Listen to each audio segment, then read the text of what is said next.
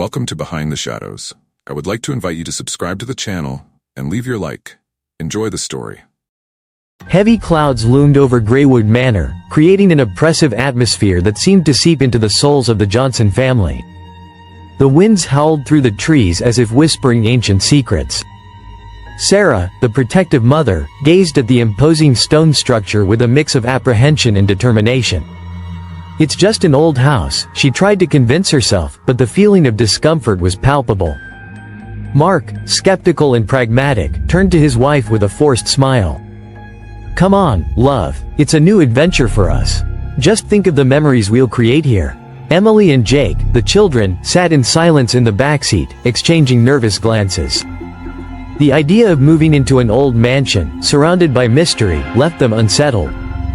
"Do you think it's haunted, Mom?" Jake asked, curiosity shining in his eyes. Sarah laughed nervously. "No, sweetie.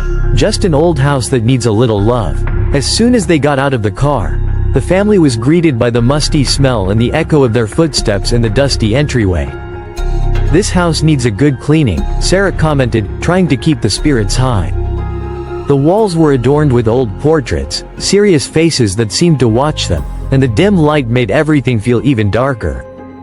Mark began to explore the house, drawing the children's attention to what could be a beautiful fireplace. "Look, if we light a fire here, it'll be really cozy." Meanwhile, Emily and Jake wandered off, drawn to what appeared to be a dusty room. The door creaked open, revealing a space covered in dust and shadows. "Look at this," Emily exclaimed, pointing at a porcelain doll sitting on a shelf draped in cobwebs. "She's strange but beautiful." The doll's black, shiny eyes seemed to follow the siblings' movements. Jake hesitated. "I think we should take her to show Mom and Dad." That night, as the family tried to settle into their new home, Jake and Emily lay in their beds, restless. The wind howled fiercely, and whispers seemed to echo from the upstairs. "Did you hear that?" Emily whispered, her eyes wide. Jake, curious, got up from his bed. "I'm going to see what it is." He cautiously walked down the dark hallway, his heart racing. Upon reaching the living room, he found the doll standing upright, even though he had left her sitting. Fear gripped him. Emily, come here." The siblings exchanged terrified and confused glances. "What's happening?" Emily asked, trying to grasp what she had just witnessed. The doll seemed more alive than ever, as if it were waiting for something. The mystery began to intensify, and the feeling that Greywood Manor held dark secrets grew stronger by the moment. The next day, sunlight timidly filtered through the dusty windows of Greywood Manor, but the atmosphere remained thick with mystery and unease. Determined to learn more about the house's history, Sarah decided it was time to clean the room where the doll had been found. With a cloth in one hand and a bucket of water in the other, she began to tidy up the space. The smell of mildew and dust enveloped her, but her curiosity urged her to continue. As she moved an old chair, something caught her eye in a dark corner of the wardrobe. Sarah leaned in to investigate. Upon opening the creaky door, a pile of yellowed letters drew her attention. "What are these letters?" she murmured to herself, gently pulling them out. The handwriting was elegant, but the ink was faded. As she flipped through the pages, she came across accounts of a young woman named Eliza Greywood, who had mysteriously disappeared decades ago. "Mark, come here, you need to see this," Sarah called, her voice trembling.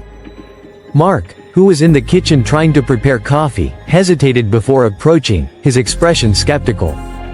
"What have you found now, Sarah? Another ghost story? Read this," she insisted, handing him one of the letters. "It talks about Eliza and how nobody ever knew what happened to her. It says she was last seen in this room." Mark rolled his eyes but took the letters. "This could just be a local fable, Sarah. Don't let yourself be swayed by superstitions. The story of the manor is full of exaggerations." Meanwhile, that night, the children huddled in the hallway, terrified by the loud thuds echoing through the house. Jake, his face pale, looked at Emily.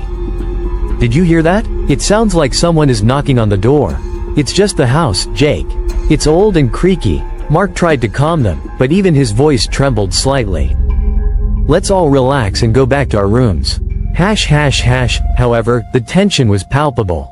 When they finally settled in, a distant scream cut through the air, and the family exchanged worried glances, fear reflected in their eyes. The doll, which had previously seemed like just a decorative piece, now represented a mystery that everyone was reluctant to confront. In the dining room, Emily noticed that the porcelain doll had moved again, now perched on the table. It was on the couch, she exclaimed, pointing. See? It's just a coincidence, Mark insisted, but his voice had taken on a hesitant tone.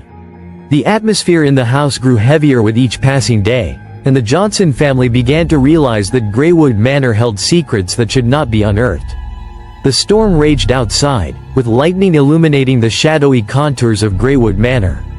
Suddenly, the power went out, plunging the Johnson family into total darkness. The sound of rain pounding against the windows was like an unsettling drumbeat, while echoes of heavy footsteps resonated down the hallway, causing each heart to race. "Where do we go?" Emily whispered, her eyes wide with fear. Sarah, trying to remain calm, held her daughter's hand. "Let's go to the library," Mark said, his voice firm, though the uncertainty in his eyes did not go unnoticed. "We can stick together there." The family quickly moved toward the library, where the dusty books seemed to guard secrets from generations past. As they took refuge, the sound of footsteps continued, as if something was drawing closer. Jake, more curious than the others, couldn't ignore the urge to find out what was happening. "I'm going upstairs," he announced, his tone determined, though his voice trembled slightly. "I need to know where those noises are coming from." "Jake, no, that's crazy," Sarah protested, but the boy had already ascended the stairs, disappearing into the darkness. Upstairs, the silence was deafening, broken only by the distant roar of the storm. Jake cautiously ventured down the hallway, his careful steps guiding him to a locked room. He pushed the door with difficulty and entered, finding an environment covered in dust and cobwebs. In the corner, a dusty diary caught his attention. He picked it up, his fingers trembling with excitement and fear. "What secrets do you hold?" he murmured to himself, opening the diary. The pages were yellowed, but the words were still legible. "Eliza Greywood," he read aloud. As he flipped through the pages, stories of tragedies and family secrets began to unfold. As Jake read, a cold presence seemed to form in the air. He felt a shiver run down his spine, but he continued, drawn in by the intensity of the narrative. When he laid eyes on a passage that spoke of a brutal crime, a crack echoed at the door. He looked quickly and, to his horror, saw the porcelain doll standing at the entrance of the library, its eyes fixed on him. "Jake, you better come back." Sarah's voice called from below, but he was entranced by the doll. The atmosphere was thick with tension, and he ignored his mother's call, diving deeper into the secrets the house seemed to hide. In the dim light of the room, Sarah shuddered as she woke from yet another nightmare. The image of Eliza, shrouded in shadows, seemed more real than ever. With her breath coming in quick gasps, she sat up in bed, trying to process the details that haunted her. "Help me." Eliza's voice echoed in her mind, pleading for understanding. Sarah knew that the porcelain doll, which now seemed to lurk in every corner of the mansion, was the key to unraveling the mystery surrounding the restless spirit. The next morning, the family gathered in the kitchen. Mark, with his usual skeptical look, flipped through the local newspaper while Emily and Jake tried to mask the fear that haunted them. "Mom, are you still having those nightmares?" Jake asked quietly. Sarah exchanged a worried glance with Mark before responding. "Yes, and I can't ignore that the doll seems to be connected to all of this," she said, gesturing toward the living room, where the doll remained in its place, motionless. "Oh, don't start with that again," Mark grumbled, slamming the newspaper shut. "I think we need a more logical approach. Eliza is just a name in an old letter." But Sarah, determined, decided it was time to take action. "We need to connect with her spirit. Maybe a seance," she suggested hesitantly. "A seance? Mom, that's crazy," Emily exclaimed, trying to hide the unease that washed over her. Jake, however, seemed intrigued. "I think it could work. If Eliza really needs help, maybe we can understand what happened." After much debate, the family agreed to hold the seance. That night, with candles lit around the living room table, the atmosphere was tense. Mark still showed resistance, but the curiosity and fear of his children were palpable. Sarah held each of their hands, and with a resolute look, began to invoke the spirit. Suddenly, the doll started to shake violently, causing everyone to recoil in panic. A distorted voice, as if coming from another dimension, filled the air, revealing long-forgotten secrets.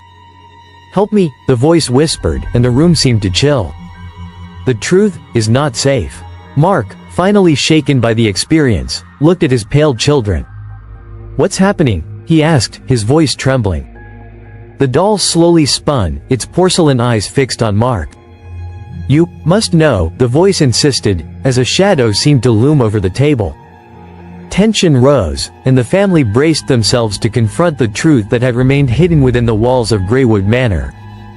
The fate of Eliza and the secrets of their own family were about to intertwine in a terrifying way. The atmosphere in the living room of Greywood Manor was charged with tension. The Johnson family gathered, their pale faces reflecting the fear that began to consume each of them. Sarah, with trembling hands, held the porcelain doll, her eyes fixed on the delicate figure that now seemed increasingly threatening. Mark, trying to maintain his composure, said, "We need to return this to where we found it. It may be the only way to appease the spirit." Emily and Jake exchanged nervous glances. "Do you really think that will work, Dad?" Emily asked, her voice almost a whisper. Jake, bolder, added, "What if something worse happens? What if she doesn't want to go?" "We have no choice," Sarah asserted, determination in her voice. "Eliza needs peace, and this doll is our connection to her. If we don't do this, what else might happen?" Mark nodded, though doubt still lingered in his gaze. Thus, the family made their way to the room where they had found the doll. As soon as they crossed the threshold, an intense cold enveloped them. The doll, now in Sarah's hands, seemed to vibrate with a sinister energy. "Let's make this quick," Mark whispered, nervously glancing around. Upon placing the doll back on the dusty shelf, the room filled with a piercing scream, as if the house itself were protesting. Suddenly, an ethereal figure appeared before them, the image of Eliza Greywood materializing in the air. Her eyes were filled with pain and anger. "You should not be here," she said, her voice an echo from the past. He killed me." The family froze, the reality of Eliza's revelation beginning to sink in. "Who killed you?" Jake asked, courage battling with terror. "A family member who lived here before you. He betrayed me, and now I seek justice." The desperation in Eliza's voice was palpable, and the doll, now abandoned on the shelf, seemed to pulse with a malignant energy. "We need to get out of here," Emily screamed as an invisible force pushed her back. The room began to shake, and objects moved chaotically. The doll, forgotten, began to glow with an otherworldly light, and a shadow formed around it.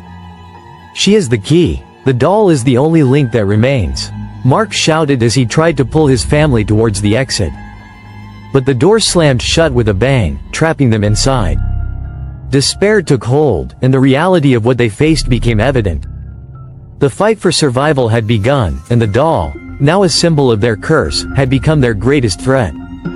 The tension in the air was palpable as the Johnson family gathered in the living room, the moonlight filtering through the broken windows, casting dancing shadows on the walls. The destruction of the doll seemed to have unleashed a wave of energy that reverberated throughout the mansion. Sarah, wide-eyed, looked at Mark, who appeared dazed. "What have we just done?" she whispered, her voice trembling. I don't know," Mark replied, hesitating. "But we need to get out of here. Now." He pulled Emily and Jake close, trying to stay strong, though his heart raced. The house began to tremble, and a symphony of distorted screams echoed around them. "Look," Jake shouted, pointing to an old painting on the wall. The figure of Eliza seemed to come to life, her eyes reflecting infinite pain. "She's warning us." "It's true," Sarah agreed, feeling a chill down her spine. "We need to understand what she wants before it's too late." However, the urgency to escape weighed heavily on his mind. Suddenly, a voice echoed, deep and laden with resentment. "Betrayal has always been among you, Johnsons." The atmosphere grew increasingly oppressive, and Mark, in a state of shock, began to recall fragments of his childhood. Whispers from his mother about a heinous crime that had tainted their family legacy. "Mark," Emily called, her voice trembling. "What's happening?" He took a deep breath, the revelation starting to form in his mind. I am a descendant of Eliza's killer," he confessed, the words spilling from his lips like an echo of a buried truth. "It was my ancestor who murdered her." The house seemed to react to the confession, the walls pulsating as if they were alive. "We need to run," Sarah shouted, pulling the children toward the front door.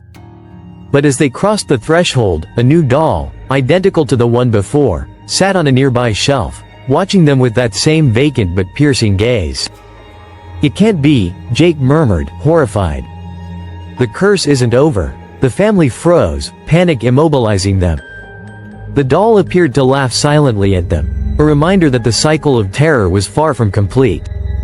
With heavy hearts, they dashed out of the manor, but the shadow of Greywood Manor followed them, promising that the story of betrayal and vengeance was still far from its end. Leave your comment and subscribe to the channel. Enjoy and see other stories on the channel. See you in the next story, if you dare.